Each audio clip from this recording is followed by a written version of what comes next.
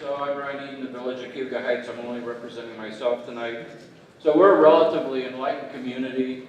We don't hear much about climate change as a hoax. The things we might argue about are the pace of climate change and what the possible alternatives to fixing it are, mitigating the damage.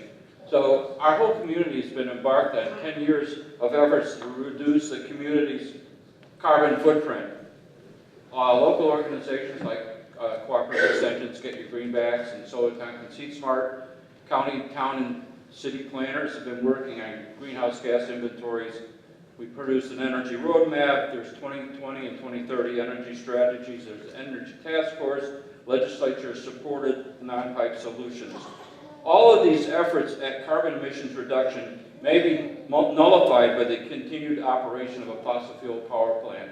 So that's very discouraging to the hundreds of people that are working on reducing our community's carbon footprint. Some folks are inextricably bound to the local taxes provided by this plant. It's like an addiction. It's satisfying in the short term, but it may eventually kill you. And I really say that with emphasis. It's time for the county legislature to state unequivocally that it does not support a conversion to gas. Basically, a statement of no confidence that you will not facilitate this. You have limited abilities to do things legally, but you should make it clear both to the state and others that you will not support this continuing forward. It's inconsistent with all of our work, our greenhouse emissions reduction goals.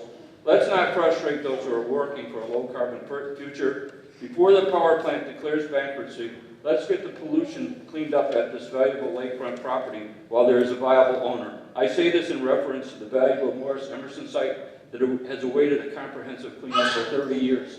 I don't want to see 30 years after this plant closes that we're still talking about the pollution at this site. Riesling Power, which is the current operator, much like AES Eastern Energy LLC, declared bankruptcy in 2011. It's ultimately a shell holding company owned by Blackstone, a $20 billion corporation that focuses on leveraged buyouts of distressed assets.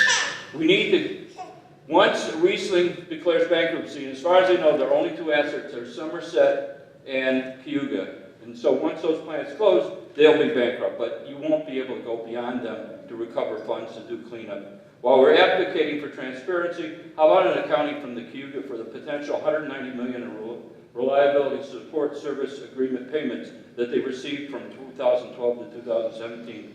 The ratepayers paid for many of the capital improvements that should have been paid for by the owners. The plant's best years are long behind it. Let's retire this plant and move on to a much more sustainable future. Thank you.